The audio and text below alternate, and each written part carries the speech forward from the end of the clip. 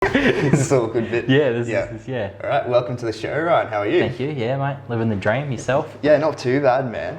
I guess we'll go on to explain who you are and what you've done, for karate. Yep. So I guess because you've been overseas, you've trained. You said in Japan. Yep. And went to Thailand. Yep. So give us a little bit of detail about that. So I went to Japan. Would have been 2018. Yeah. So I went over 2018. Yeah. And that was, they have like a training every couple of years where they just invite everyone in. And I was lucky enough at the time, I'd got time off work and I was able to go, and it was, got to train with all the people that are like the head of our organisation, I guess you'd say. And it's just been able to live with them, train with them, pick their brain, because it's not like, so obviously for a lot of places, especially over here, it's treated the same as, like footy. Like a lot of blokes during the week, they work during the week, go to training Tuesday, Thursdays, play on Saturdays or Sundays. It's the same sort of thing, but I got to meet a few blokes over there that are like same age as, about our age range, and that's their job. That's all they do, is they train and they teach and they study, and they get paid for it, and that's the only thing that they're going to need to do for the rest of their lives. Yeah. So it's crazy once you start breaking down there, how they work in their brain, because they got no distractions apart from that, because they eat and breathe it. Yeah. Like even talking to them, you couldn't talk to them about we found out baseball was massive while we were over there. Yeah. I tried talking to one of them about baseball. He didn't care. Wasn't his thing.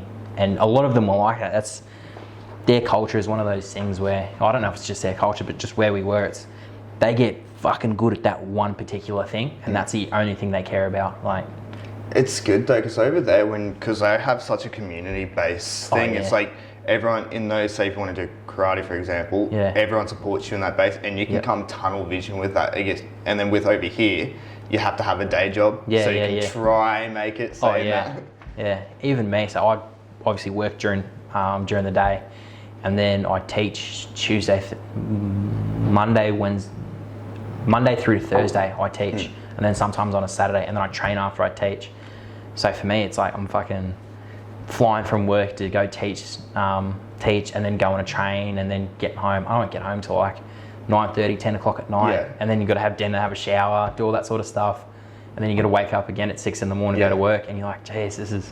you start sacrificing sleep. That's the biggest thing. You kind of have to work out how to put in sleep in your schedule, because you have to do those 8-10 hour days of work and then go train and all the rest of it. Yeah, but again, I wouldn't give it up for the world. So how did you find it competing in Thailand, and how did you go over there? I didn't think the physical gap would be as big as it was. Yeah. So obviously, there's the skill side of it, which is pretty, I've been doing it now since 13 years now. I've been doing it. So for me, I feel like I've got a wide variety of skills, and I thought that would be fine because that's what got me there. So I was like, I can just rely on that. And then I got there, and you realise there's guys that have the same skills, and their physique is completely different. They have, obviously I'm, like I was saying before, 5'9", a little bit thick, not exactly a fast twitch muscle fibre guy. These guys are 6'2", lean, can bench whatever, squat whatever, and they're just sprinters. And you realise then there's a big gap between me and this next level. That's because I've done state athletics, and that's what I found too. It's like when you jump from regionals to state, and the height difference between I think about 5'9", 5'8", something like that, and then you versus some people that are 6'4", and just and lean. Like, what is this? Where does this come from? Yeah. And especially we don't do it in weight classes. So when it was first started, Japan thought size shouldn't matter. It's about your technique and your skill. So they do it age brackets. Yeah. So when I went over there, I was the 16 to 18s bracket. And so I'd be fighting guys that were 6'4", 100 something kilos, and you're like, why? How are you this big? What sort of protein powder have you stuck in your steak? Yeah, and these kids have been doing it since since before they could walk. And that's a big gap. You don't realise it till you're there. Yeah, it's like with any sport, but then again, you have to be that person kind of adjust to that and be able to step up to that level. Yeah. And then that comes a lot down to the mindset and stuff. So I'll go down that road. How did you develop the mindset to or prepare your mindset before competing? That's funny. So I have a really good mate that I train with as well. Yeah. If, Aaron. I'm going to tag him in this later. But he's always cool as a cucumber, showed up, didn't care what anyone thought, and was relaxed. And he was genuinely the dude where he would show up like an assassin, put everyone away, and just leave without a word. And you're like everyone wants to be that guy. Yeah. Whereas, especially when I was younger, I was showing up, I was loud, I was talking shit, I was, oh yeah, let's go. Be like the McGregor. Yeah, that for me, because as much as it is corny, if you talk shit, people are going to either watch you because they think you're hilarious, or they're going to watch you because they want to see you get fucked up. Yeah. And I wanted people to watch me. Because it's a singular sport, but you're pushed by your team, obviously. So like Aaron, I've got a bunch of guys that I could shout out, but you're constantly sharpening yourselves against each other. It's like iron sharpens iron. But if you fuck up, they only see you fuck up. Yeah. So it's such a high pressure situation. And for me, because a lot of my older cousins, they played, I was the only one who never played football. Well, I did, I was just shit at it. And they loved those high pressure situations. Like they wanted the grand final game, they're down by a try. Yeah. They need to get that try and make the conversion. That was what they thrived in. So for me, I was like, I want everyone to watch me, and if I get fucked up, so be it. Yeah. And then it was just before Thailand, actually, I developed the mindset of like, I don't care. Like I'm either gonna win or I'm gonna get fucked up, and it's just how it is. And that for me helped so much getting into like that flow state of like being so relaxed in a stadium full of, I think it was 2.5, maybe 3,000 people watching. Yeah, that's quite a bit. And I'd gone from competing 4 months before, was the biggest crowd I'd ever fought in front of, and it was like 500 people. And they were just there to watch, their second cousin, and it was only because they lived in Melbourne. And then, it was 2,500, 3,000 people in this arena, and you're like, shit. And there's flags waving everywhere, and people are screaming, and there's national anthems getting yelled out, and you're like, Jesus. And then there's this one little corner of about 20 Aussies that are just sitting there, and you're like, they're on the other side, like, can they see me? What are they? But once I hit that like mentality of I'm either going to win, I'm going to lose, and either way I'm just going to give it a red hot crack, essentially. Hitting that flow state. Yeah. Guess, we'll dive in a bit of that. How do you kind of build that mentality to hit that flow state? Because this is something I've been trying to get into, like how to just snap onto it. For me right now, I feel like it's a little bit like, when you live in an old house and the light switches are a bit dodgy? Yeah. Sometimes you flick the light switch and it doesn't happen. Yeah, mine's a bit like that right now. Yeah. Like when you get there, you feel untouchable. Obviously I'm sure, You get the adrenaline, you get all the emotions. Yeah, and it's just, for me, I feel empty. Like there's nothing there, and I'm not even thinking, you're just sort of doing. Yeah. But for me, I always try and come out and set myself up. You know what I mean? Like I want to come out. I'm going to do things that I know that I'm good at. So I know that I'm really good at. I got a really good right kick. So I'm going to try and throw that. I'm going to try and touch. I'm just trying to set myself up. And then once you have all that, and you're taking away the other person's skills. You know what I mean? It's the same as, I look at it a lot of the time as a fighter and a tradesman are the same thing, because you need a wide set of skills, a deep knowledge of what you're talking about, and you need your tools. You know what I mean? So a carpenter's great, but he's not so great if he doesn't have a hammer and a drill. Yeah. You know what I mean? And some fighters, their hammer and drill might be a jab and a right hand. If I take those things away from you, you suddenly don't have your basics, like your fundamental shit that you need to set yourself up. And for me, I think that's super. I think a lot of people especially how popular it's becoming now, like with UFC, with MMA just in general, a lot of younger fighters see that and they see all the cool spinning shit and they focus on that instead of fundamentals. Yeah. And it's the same in life, like we were saying before. A lot of people, they want, a Gucci vest and a Versace belt, but they want to skip stage 1, stage 2, and go to stage 9 and 10, and realize you have to go through those fucking hard you have to go through the shit hours where you're getting fuck all to get to those stages, and it's foundation building. That's the biggest thing most people miss out on. Is let's go straight to the spin kicking. Do a backflip and a kick. It looks great. It looks great when you pull it off, but if you haven't set yourself up and you don't know what you're doing, doesn't work. Especially in a fight, because that's how you need those foundations to know when you can do those moves, especially, I guess, at the start of the fight. So you're doing the little cheeky shots or the little like jabs, and you've got to see where you can make those moves. Yeah. And that's why you see most, especially so I go to the pub all the time and watch the fights. I'm sure you've done it at some point in your life. The first 10 to 15 seconds of a fight is usually what most people think is the most boring shit out, because it's a lot of like, shit, and then they go. And for me, you can see them playing chess. It's like, I've always said, I heard Joe Rogan say it, and it was my favourite way of I've heard of it. Fighting is like high speed chess with dire physical consequences. Because if you fuck up and you get kicked in the head, it's not good for you. It's not good for you. And a lot of people go, like, especially nowadays, I think there's a lot of people that think they're a lot harder than what they are. And they go to the clubs and the valley and surfers, and they go looking for these fights, and they don't understand how bad it is for them. Like, obviously, like, I love fighting. It is genuinely one of my most favorite. It's a sport, though. Yeah. It's sort of, the competition. Yeah, like, you don't see... That's the best way of saying it. Like, Kalen Ponga doesn't just go up the road and tackle people just for the fun of it. You know what I mean? Like, he does it for a living. That's his job. And, they take it seriously. But it's like, everyone thinks they're good at fighting until they're in a fight with someone who knows how to fight, and then you can see they're like, oh shit, in their eyes.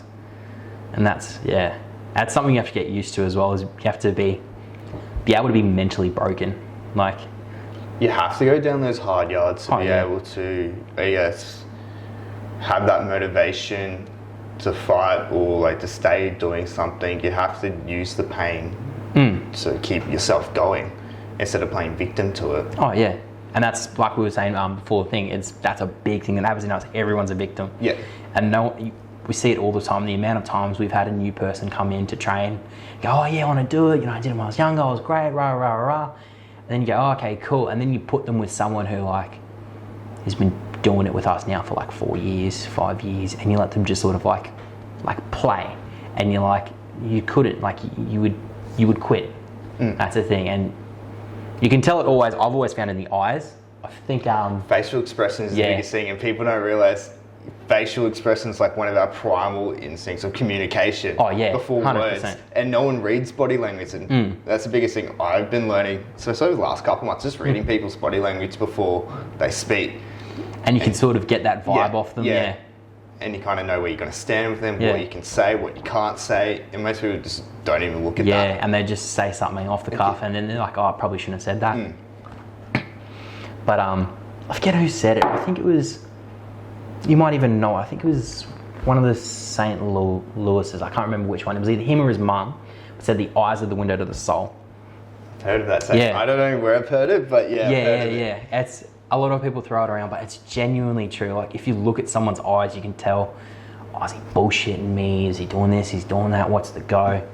And you can tell, especially when you're in fighting, such an intimate thing. Yeah. It's between two people, and there's no like other things, you know what I mean? Like if you watch like other sports, you can go like, oh, they won, but this guy was actually the best player on the field. Yeah. Or, but the ref screwed them over here. With a fight, there's none of that. It's like, no, we've agreed, we're going to punch each other, and then the first one to stop loses. And that's the reason why I've kind of drifted away from team sport. Yeah. It's always a blame game. It's like, they didn't do this, didn't they? But in individual sport, you have to blame yourself. You have to take the consequences of losing and own it and be like, okay, I fucked up here. Yeah. As in a team sport, you can blame the player next to you. Yeah. Oh yeah, the winger dropped the ball, or the hooker threw a shitty pass out of dummy. But like I said before, fighting, I feel it is a team sport where you're pushed by your team. But the end result is all you. Like, did you do those extra sit-ups? Did you? It's the same in life too. Like it's a community thing, but it's still such an individual pursuit. Oh yeah. What the end result is you. Yeah. And that's why I think you see a lot of people who's, I can't really say anything because my uncle has helped me get a fair few jobs that I've had. Yeah. But a lot of people that do. But you take advantage of that. Oh, Don't, like, everyone says it's a bad thing. If you take advantage of it and take it with goodwill, and you know what I mean? And in saying that, it's been a lot of like, hey mate, these blokes are looking for someone. I've gone and put my name in, said, hey, Yeah. I'm Chris's nephew, and they go, oh shit, yeah, righto. But then, more often than not, they expect a higher standard of work from you because they know, hey, this bloke's a hard worker. Yep. This is his young fella, he better work just as hard. And no one wants to be that guy that lets, for me, because obviously he's like my father figure to me. I don't want to be that guy to let him down and to have him hear that I wasn't working as hard as I could have been. But it's awesome to have that accountability too. Oh, yeah. Some people don't have it. That's like, yeah, sweet, I got that job, and then they just screw it up. Yeah. And I just think a lot of people, when they do get those opportunities, they become a little bit of like daddy's boy, where they're working in dad's company and they just pushing pens essentially, and they're not enjoying themselves. So it's not something they want to work harder at. You know what I mean? So I think it's vitally important for people to find something that they're good at or what they'll put here to do. Yeah. And just get really good at that one thing. And that's where self-awareness comes in too.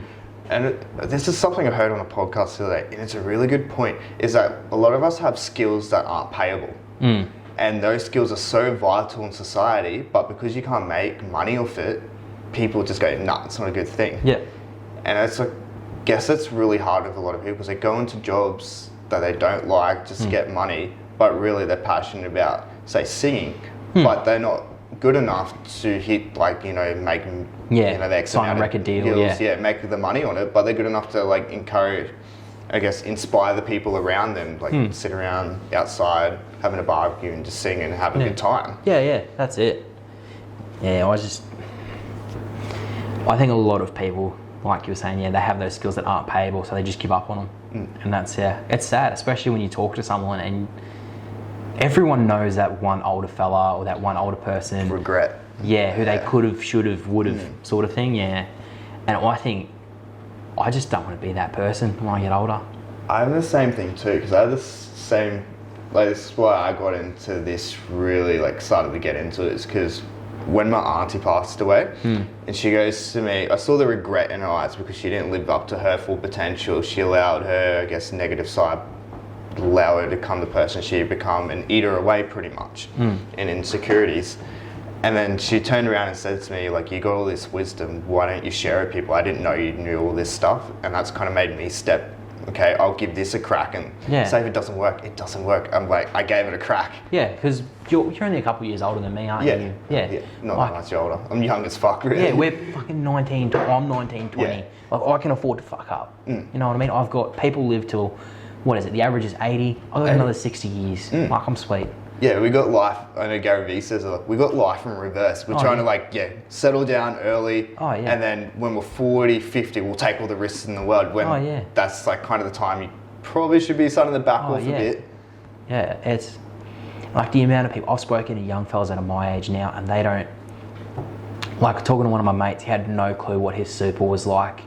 And I was like, I understand that we're, still young fellas, but shit, like, I don't want to work till I'm 65. Stuff that. Like, I want to retire at 40, 45 at the latest, get a fat beer belly and just be chilling. You know what I mean? Like, no one wants to. Yeah. Because, like, my thing, like, I'm like the opposite. I want to be able to do my career for my whole life until I drop dead, like, pretty much, because that's kind of my passion. And people lack the self-awareness, because some people jump in retirement and realise it's fucking boring because it's not their cup of tea. Yeah, well, I think, a lot of people want to. A lot of people do things before really contemplating the full thing. Yeah, because I was speaking to a mate, and like, they want such good money, but they don't want to do that job, but they won't leave the job because it's such good money. Like, I can't leave because I want to say, say me example, want to leave the area, or a friend of mine. And they just won't leave because the money here is too good. And they're like, well, I want to live up there, but I can't leave here because I need something that's going to be the same amount of money. It's like, why don't you justify it, downsize your life so you can be more happy, and who cares about money? Money comes back. Yeah, that's it. I think I find money a very interesting thing, because I think no one wants to talk about it. Yeah, well, I've started thinking, especially more this year, money is both the most important thing and the least important thing. Yep. Because you need it to, obviously. It's a good substance or fuel. That's why I look at it, but it's not everything I need. Oh yeah, no, that's exactly it. Like, you need money to function in a society, especially with like fuel, bills, houses, all that sort of shit, and food. but you shouldn't need money to have relationships with people. No. Yeah. And that's the same with both sexes. It's like, okay, I need someone that has a good financial, stable job. Well, even though they could offer something that's a lot more meaningful, we think of the money side of things. Yeah. It's the same with gifts. We don't value the time someone gives us, but we value the gift they give us. Even though time you can't get back. Yeah. A gift you can replace at any point. That's it. And time's one of those things where once you spend it, you can't get it back, and it's gone. And we don't value time a lot. And this is something I'm going to talk about probably later on. But we don't value it at all. And we waste so much of it. Yeah, well, I think we live in such a lazy society as well, where not lazy in the sense of like. So it's more entitled. Yeah, that's probably a better way to put it. Like we come more. I guess everything that's come easier, we've come more entitled to things. But like it's like great the society we live in, but we kind of missed on the fundamental stuff that we actually need. Yeah, definitely, I agree with that. Yeah, because I think a lot of people, they go do something once and they think, oh yeah, no, I deserve this now. You know what I mean? Like a lot of people will go do their job really well once and they go, oh, see, look, I deserve a promotion now because look how good I did that. Yeah. But it's like, shit, you did 5 minutes of good work. You need to do, 5 months of good work to even think about that. You know? Did 5, I think even years of good work. Study anyone that's successful in any sport or any industry, they spent fucking years and decades just perfecting that shit. Like Richard Branson, for example. Yeah. I think he was 40 before he had a successful company. A lot of his companies fell apart. Yeah, and you look at even people like I'm sure you would have spoken about him before, Kobe. R.I.P. Kobe as well. Yeah. I cried, I won't lie. that kind of hit me really hard. Like I'm not a basketball person at all, but like it kind of, because I've watched a bit of his stuff before, and I'm like, oh shit, that kind of. I still remember he was the first player when I first got into basketball. He was like my guy. Yeah. I remember one of my mates' mums tagged me in a photo me and my friend have in front of the big mural they used to have down at Melbourne in the graffiti street. Yeah. And she posted that, and I was like, why would she post this? And I remember I scrolled down a little bit on my Facebook, and I was like, oh. And I remember sitting there, and I was just being like, shit. And it was one of those things where like you never met him, but everyone was sort of like, damn. Like people that have big famous people that have never met him before even posted something about him. Like you don't realize how much of an impact on. Oh, he was more than just like really good at playing basketball. He was But like I was trying to say, getting back on what I was actually talking about, is every time you spoke to him, there was always like so many reporters would say, oh, you had a really good game, you did this really well. But then there was like, yeah, but I didn't do this. You know what I mean? I think a lot of people, they go, oh yeah, I did this really well. And then that's the end of it. And they don't go, oh, I could have improved upon this a little bit. But then they have you got the opposite side where they come over critiquing. And not having a healthy relationship. And it's you got to have a healthy relationship, good and bad. Oh yeah. It's not just like all light or dark. Yeah, there's a lot of grey in the world. Yeah. Yeah, it's definitely it, eh? And guess we'll go back to karate. So what got you into that, or what drove you into that? It's actually so like I said before, so my uncle and my 2 cousins played rugby at the high, like near enough NRL level. Yeah. From what I understand, my uncle played with guys like Wally Lewis, in rep teams with them. So he grew up around them. My older cousin, I'm pretty sure he represented Australia in touch a few times.